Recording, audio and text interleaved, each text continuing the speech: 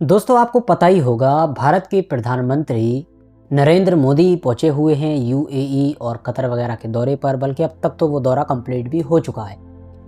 UAE के अंदर भी उनको कई डील्स वगैरह भी करना थी वहाँ की गवर्नमेंट के साथ। इसके अलावा एक पूरा बड़ा प्रोग्राम ऑर्गेनाइज हुआ हमेशा की तरह, क्योंकि यूएई के अंदर बहुत सारे इंडियंस रहते हैं। तो जो पूरा प्रोग्राम ऑर्गेनाइज हुआ जिसमें प्रधानमंत्री नरेंद्र मोदी को इंडियन लोगों से मिलना था, उसका नाम था आहलन मोदी करके। इसके अलावा इन तमाम चीज़ों के अलावा जो सबसे मेन काम प्रधानमंत्री नरेंद्र मोदी को करना था वो दरअसल एक मंदिर का उद्घाटन, ओपनिंग, जो भी आप कह सकते हैं, वो करना थी।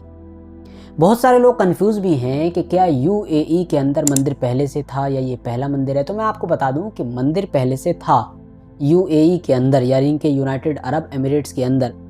मगर इस तरह का ये जो प्रॉपर मंदिर, एक बिल्डिंग है आलीशान, वो भी एक भव्य मंदिर, बहुत बड़ा मंदिर, और इतनी ज़बरदस्त तरीके से उस पर कारीगरी की गई है, इतना ज़्यादा खर्चा किया गया है। ये इस तरीके से एक प्रॉपर मंदिर पहला है ये। इससे पहले यूएई के अंदर एक ट्रेडिशनल और इस तरीके से प्रॉपर मंदिर नहीं हुआ करता था। और अब तो ये इतना ज़्यादा बड़ा और इतना ज़्यादा भव्य बनाया गया है कि पूरे अरब वर्ल्ड का, पूरे मिडिल ईस्ट का और पूरे साउथ ईस्ट एशिया का सबसे बड़ा मंदिर ये बताया जा रहा है। मगर दोस्तों ये जो पूरा प्रोग्राम होना था, इससे पहले एक दिन पहले बारिश वगैरह की भी खबरें आईं। वहाँ पर हवाएं वगैरह बहुत तेज़ चल रही थीं, तूफ़ान वगैरह की खबरें आईं। रात भर जो है सोशल मीडिया पर इस तरह के फ़ोटोज़ वीडियोज़ आए कि जिसमें देखा जा सकता था कि बारिश के साथ साथ बिजली रात भर कड़कती रही, रोशनी दिखाई देती रही, जिसकी वजह से इसका जो प्रोग्राम वगैरह भी था उसको भी हल्का फुल्का इधर उधर करना पड़ा। और ये जो सब कुछ हुआ, बारिश वगैरह, तूफ़ान वगैरह, इसको लेकर भी लोगों ने सोशल मीडिया पर अलग अलग तरह से बातें की, अपनी अपनी तरह से ओपिनियन रखे। अभी कुछ देर पहले ही मैं जी न्यूज़ की वीडियो देख रहा था, वो तो कह रहा था कि ये देखो करिश्मा भी हो गया वहाँ पर, मंदिर के बनते ही बारिश हुई यूएई के अंदर, और देखिए बिजली चमक रही है, कड़क रही है, और ये सब बातें वो कर रहा था। फिलहाल इसके अलावा एक ख़बर जो है इजराइल और फ़लस्तीन की जो जंग चल रही है उससे भी जुड़ी हुई है।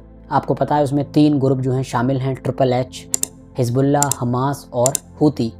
ख़बर ये है कि अमेरिका का दावा है ईरान का एक जहाज़ हथियार लेकर यमन के अंदर जा रहा था, यमन को पहुंचाने जा रहा था हथियार, और उसको अमेरिका ने पकड़ लिया है।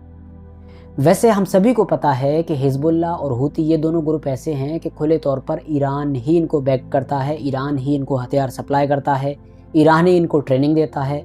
वैसे तो हमास के बारे में भी यही दावा किया जाता है, लेकिन ना तो हमास खुद कभी कबूल करता है और ना ही ईरान कहता है कि वो उसकी मदद करता है ऑफिशियली।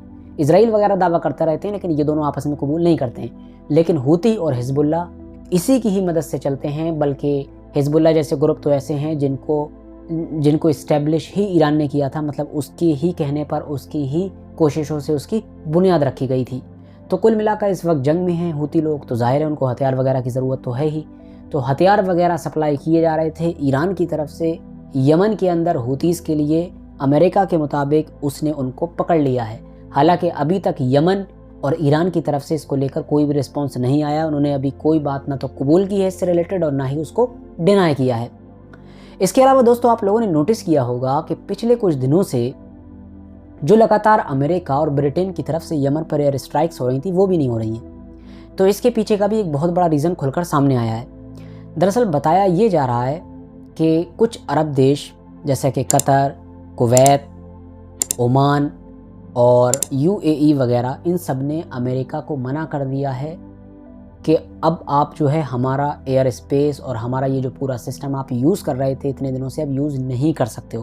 क्योंकि ये जो एयर स्ट्राइक्स वगैरह हो रही थी, जाहिर है अमेरिका से तो उड़ान भर के आता नहीं था, न यूके से उड़ान भर कर आता था, बल्कि ये इनके इन इलाकों में जो मिलिट्री अड्डे हैं, जितने भी इनके मिलिट्री बेसिस हैं, वहीं से ये लोग उड़ान भरते थे और वहीं से ये सारा काम करके एयर स्ट्राइक्स किया करते थे। तो अब इन देशों ने मना कर दिया है कि हम आइंदा आपको एयर स्पेस नहीं देंगे, और ये बात खुद अमेरिका की तरफ से कबूल की गई है।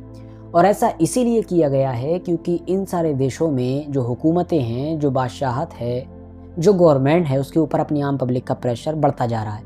क्योंकि आम पब्लिक तो फ़लस्तीन की ही साइड में है, जाहिर है वो तो सॉफ्ट कॉर्नर नहीं दिखा सकती, ना बैलेंस करने की कोशिश कर सकती है, बल्कि वो तो एक तरफा फ़लस्तीन की ही तरफ है।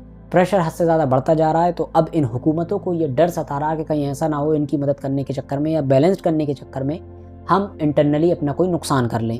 क्योंकि आपको पता होना चाहिए कि अगर एक बार पब्लिक आपके मुखालिफ हो गई तो हुकूमत आपकी कभी नहीं चल सकती।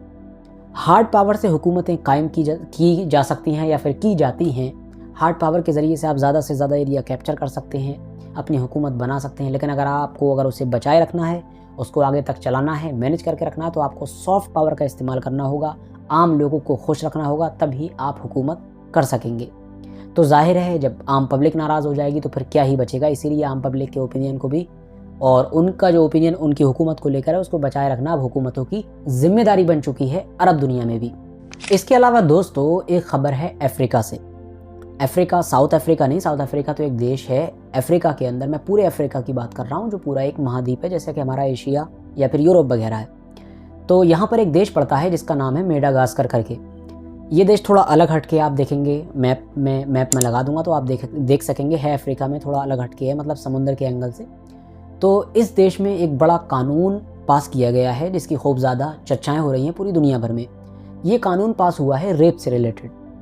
इन लोगों ने जो कानून पास किया उसके तहत अब अगर इनके देश में कोई भी बंदा बलात्कार का आरोपी बनता है, वो भी बच्चे के साथ, मतलब नाबालिग बच्चे के साथ, तो अब ये जो नया कानून पास किया गया है इसके तहत उसको सज़ा सुनाई जा सकेगी नपुंसक बनाने की। ये वाकई बहुत बड़ा कदम इन लोगों ने उठाया है। इस तरह के कदम आमतौर पर हम देखते हैं कि अलग अलग देश जो ऑलरेडी इस चीज़ से बहुत ज़्यादा परेशान है, रेप वगैरह से और ये बलात्कारी खबरों से, उसके बावजूद भी इस तरह की वो हिम्मत नहीं करते हैं। इन्होंने की है, जाहिर है, इसीलिए इनकी पूरी दुनिया भर में तारीफ़ें हो रही हैं। तो इस अफ्रीका के देश के अंदर ये कानून पास किया गया है। खबर यूके और जापान से भी है। इन दोनों देशों को लेकर एक एक करके खबरें ब्रेक हुई हैं अभी कल परसों में ही, कि जापान और यूके दोनों मंदी का शिकार हो चुके हैं, मंदी की चपेट में आ चुके हैं। इनकी इकोनॉमी जो है रिसेशन में एंटर कर चुकी है। आपको वैसे बता दूं, यूके के अंदर तो ऋषि सुनाक को लाया ही इसीलिए गया था क्योंकि ये कोई आम पब्लिक को उससे जीत कर तो आए नहीं थे यूके में, बल्कि जीत कर वो जो पहले थे बोरिस जॉनसन वो आए थे। उसके बाद उनको हटना पड़ा किसी वजह से, फिर एक और लेडी को बनाया गया यूके का प्रधानमंत्री, लेकिन वो भी इकोनॉमी की वजह से फेल दिखाई दी, तो उन्होंने 40 दिन के अंदर इस्तीफा दे दिया था। फिर ऋषि सुनाक को लाया गया क्योंकि ये फाइनेंस मिनिस्टर वगैरह रह चुके थे और इनका इकोनॉमी को लेकर अच्छा रिकॉर्ड था। तो यूके के लोगों को उम्मीद थी कि ये बचा लेंगे, हालांकि काफ़ी हद तक इन्होंने कंट्रोल किया भी। इस बात में कोई शक नहीं है कि अगर ऋषि सुनाक नहीं कोई और बैठा होता इस गद्दी पर तो यूके के हालात और बुरे हो जाते पहले ही। लेकिन हालात इतने ज़्यादा बुरे हैं कि ऋषि सुनाक भी कंट्रोल नहीं कर पा रहे हैं और यूके की इकोनॉमी गिरती जा रही है। तो फिलहाल दोस्तों आज के लिए बस इतना ही, बाकी मिलेंगे बहुत जल्द ही और भी बहुत सारी खबरों को लेकर।